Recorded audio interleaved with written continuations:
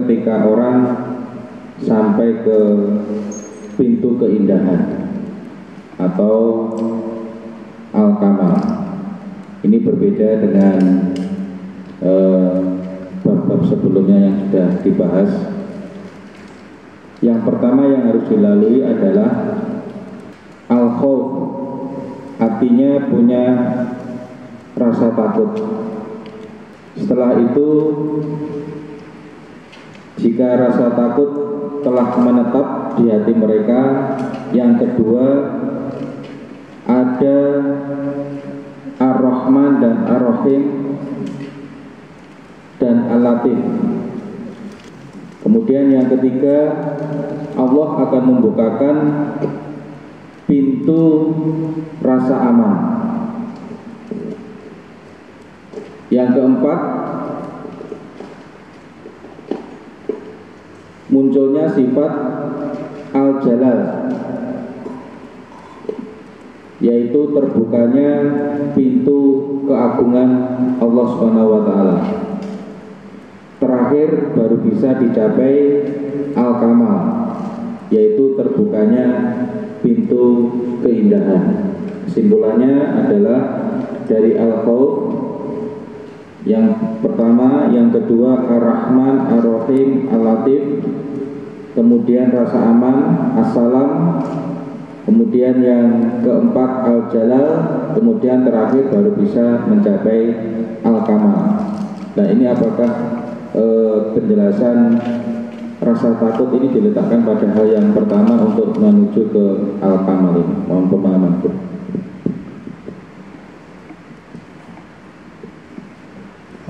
Jamal, kemuliaan. Al-Kamal, kesempurnaan. Kesempurnaan, kamal. Keindahan, sempurna. Kamal, kamil, itu sempurna.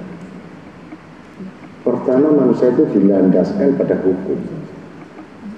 Hukum itu mempunyai peraturan yang diwajibkan.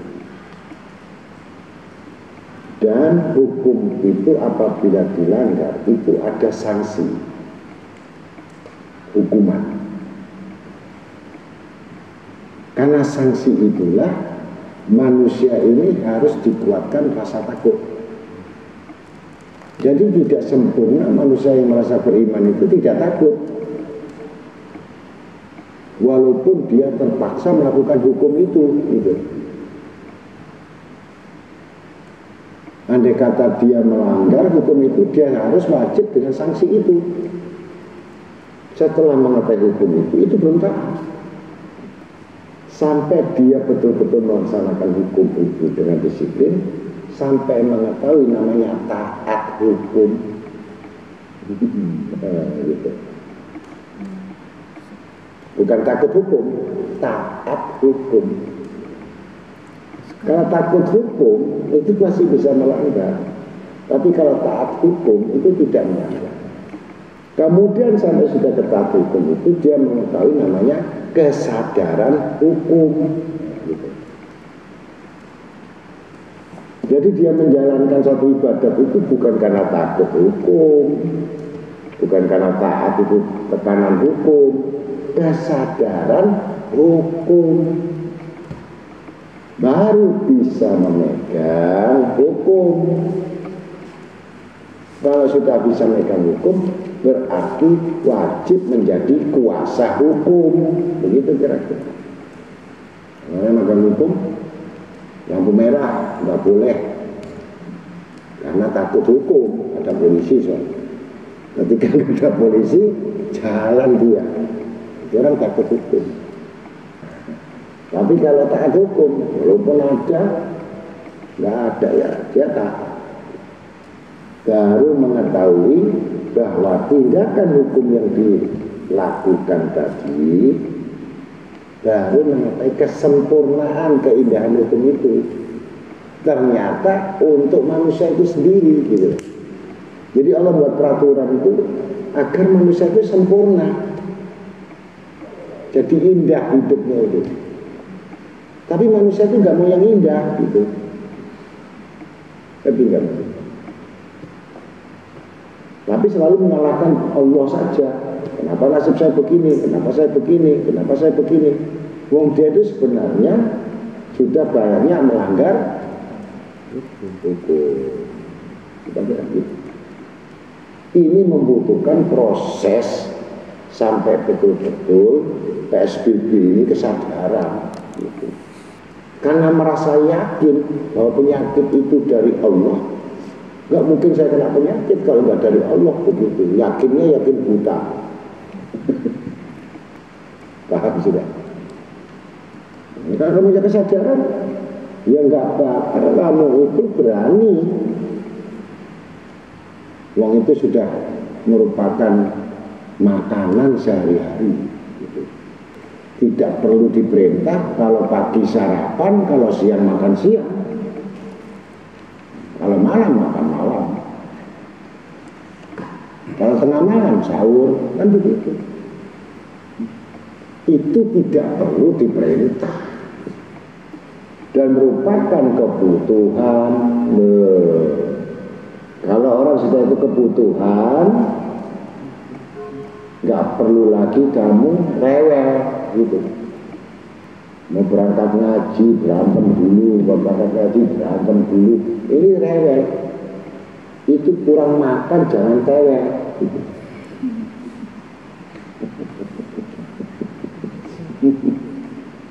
Paham?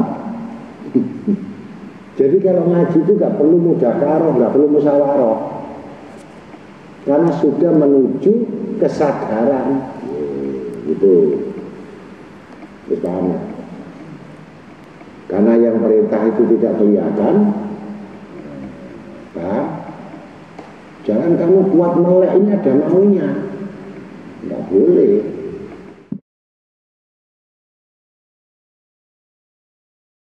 Manusia itu sepantasnya berdoa, senantiasa mengucapkan 3 permintaan. Yang pertama adalah permohonan maaf. Yang kedua adalah kesehatan, sehat rohani. Yang ketiga adalah keselamatan yang terus-menerus dalam agama, dunia, dan akhirat. Menurut kitab ini adalah cukup itu saja, tidak ada doa yang lain. Jadi seberapa pentingkah doa ini sehingga Syekhatul Qadir Al-Jailani radhiyallahu hanya menyebutkan 3 ini saja. Dalam kitab yang lain disebutkan juga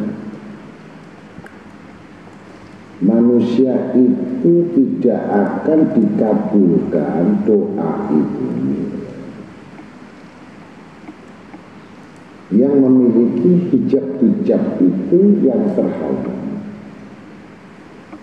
yang tidak pernah mendoakan kedua orang tuanya.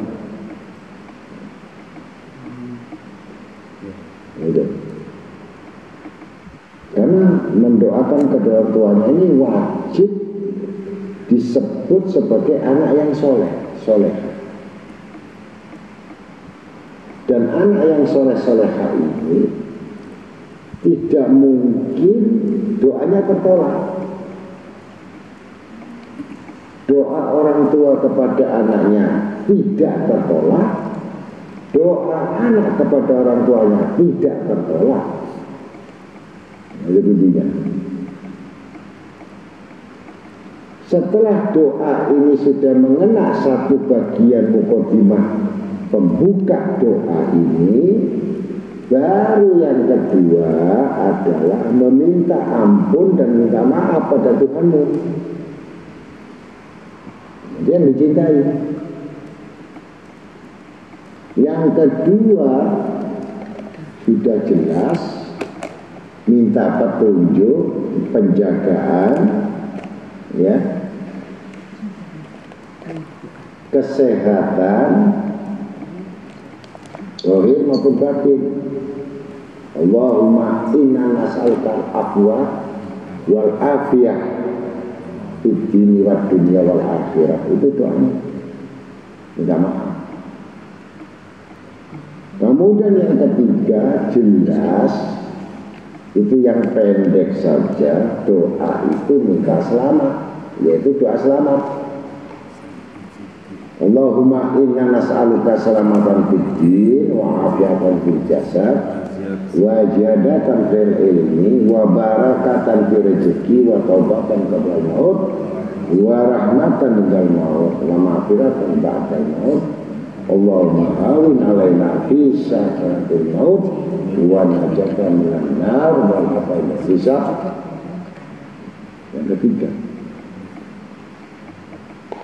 minta selamat dunia akhirat. Ditambahkan lagi kalau kita mampu, ya kayak sedikit saja, ya Allah biha, ya Allah biha, ya Allah bi husnul khotimah. Baru doa Rabbana atina fid dunya hasanah wa fil akhirati hasanah wa qina adzabannar. Bagi formula yang untuk pertama kali kita mengamalkan itu cukup diakhirkan dengan selawat, selesai. Dan ini harus betul-betul adab cara berdoa ini harus betul-betul tahu bahwa yang demikian ini adalah salah satu syarat yang akan diterima doa kita. Yang penghujungnya doa itu adalah keselamatan. Dan doa selamat itu bukan karangan orang-orang sembarangan. Bahkan doa selamat itu yang memberikan ijazah, yang menuangkan itu Nabi Khidir alaihissalam. Sampai doa tahlil, doa apa ditutup doa selamat itu Nabi Khidir. Tapi karena orang itu merasa ini sudah umum dan dibaca orang-orang lama, mereka tidak tahu bahwa ini sudah didawamkan orang lama itu Nabi Khidir punya. Bahkan dipakai oleh Syekh Bakar bin Salim Pak Wujud, doa itu tidak pernah ditinggal. Seorang wali kutub pun sampai menulis kembali doa selamat itu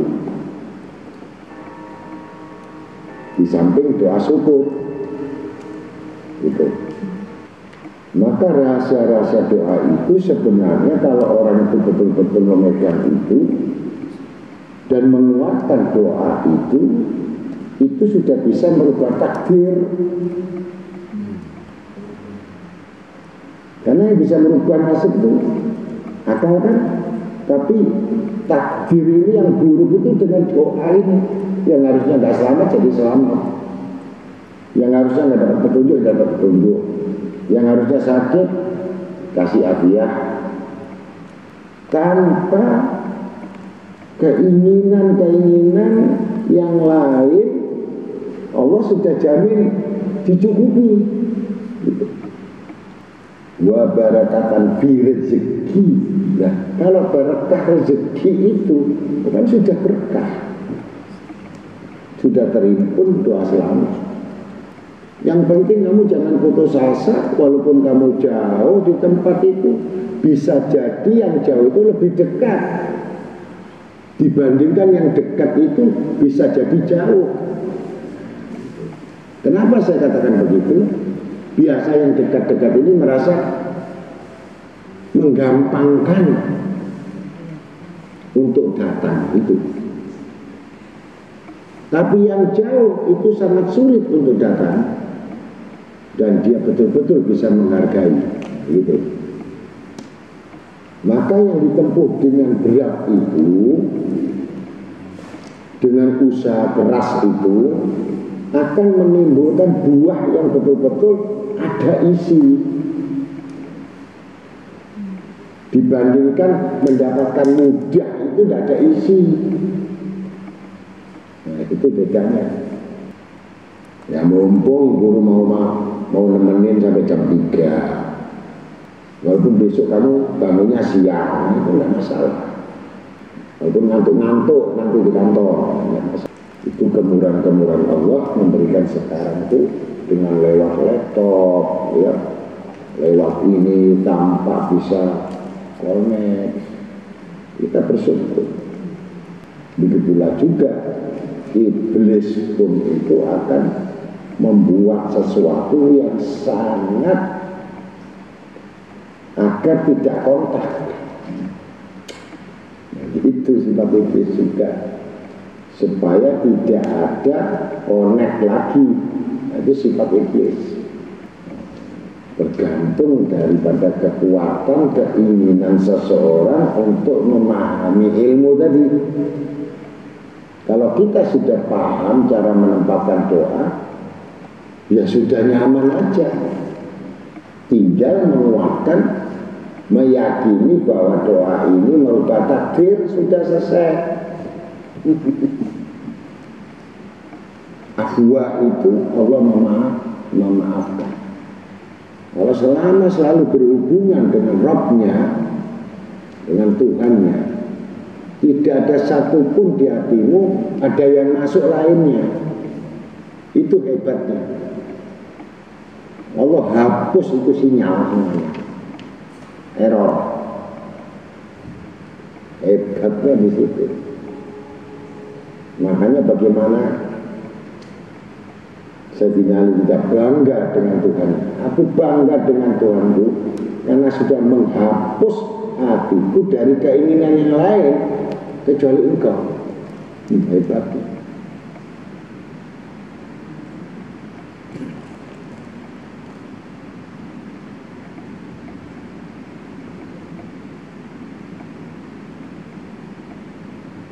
Bagaimana caramu sekarang hatimu itu, pikiranmu itu tidak ada kecuali selain Allah. Nah, hebat. Kalau sudah Allah, instruksi, petunjuk, perintah Allah, gitu. Tapi kalau putus vertikal dengan Allah, nah berarti lain dari Allah. Kalau lain dari Allah, ini namanya penyimpangan, tidak ada jalurnya, begitu. Maka selidikilah hatimu. Yang tahu kamu sendiri. Enaklah, gampang.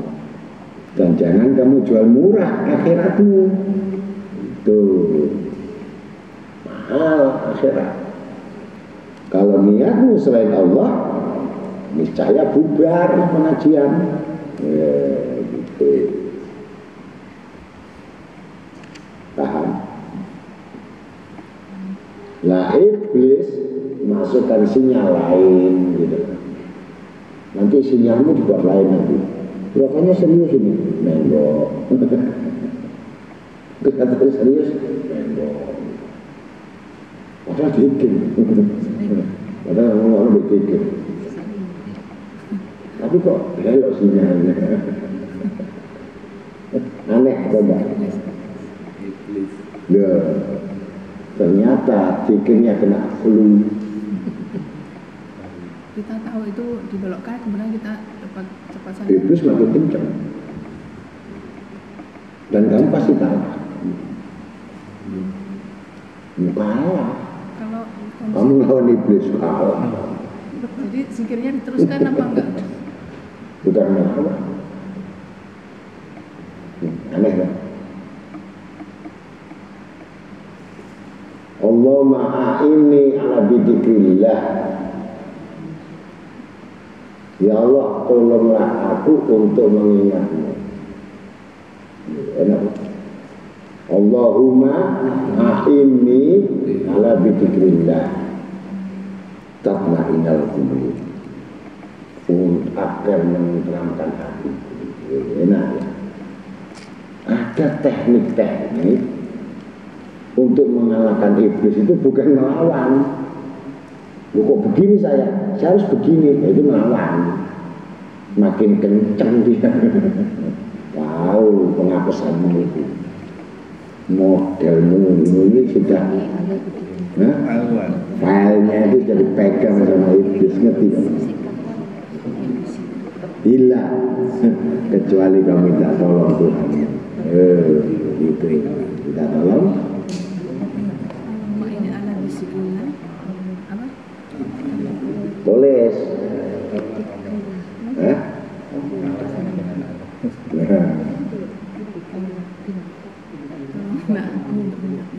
Allahumma a'inni ala bidzikrillah tatma'innal qulub. Tatma'innah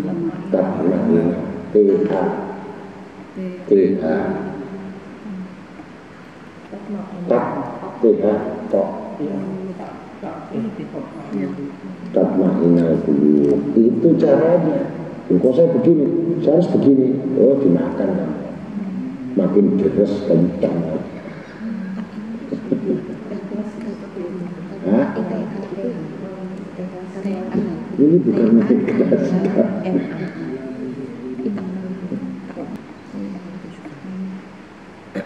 Cik menceng lagi, baca lagi itu terus. Oh, menceng terus. Berarti kamu gak didengar sama Allah, gak serius itu.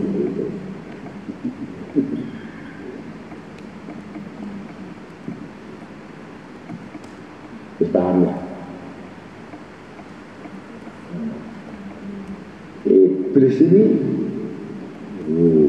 makanya jangan ngomong bajingan iblis tambah besar. Enggak boleh. Kurang ajar setan tambah gede. Jangan. Jenderal.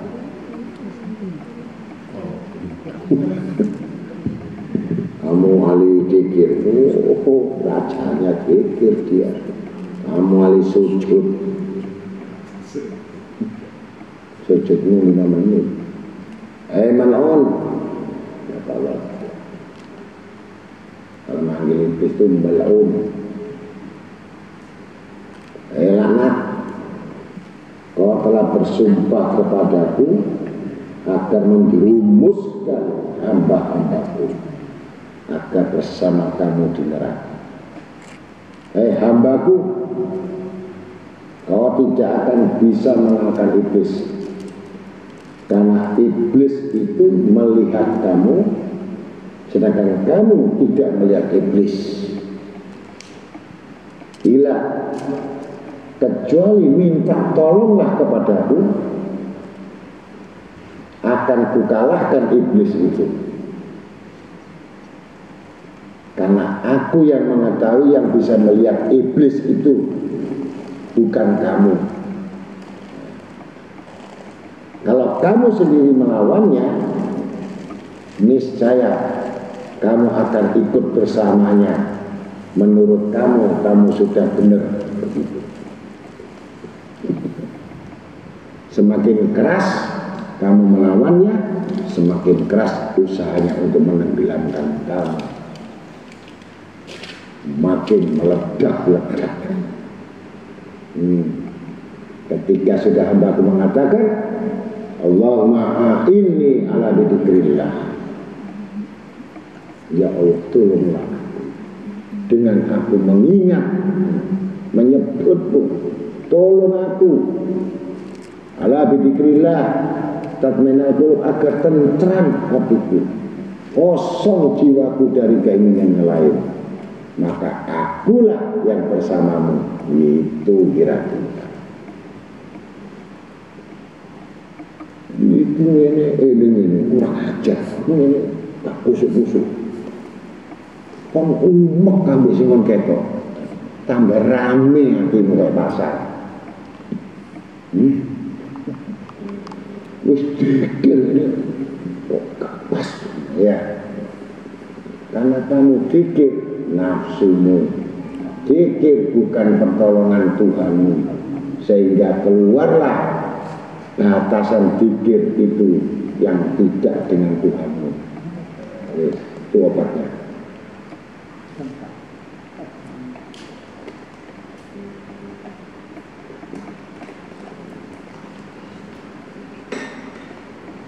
Itu kita beli rapat, terus rapat ini putusan ngaji ini nanti lihat terus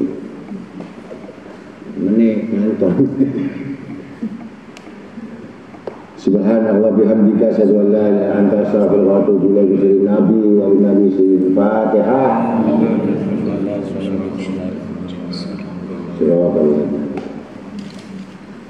Subhanallah bihamdika asyhadu an la ilaha illa anta astaghfiruka wa atubu ilaik.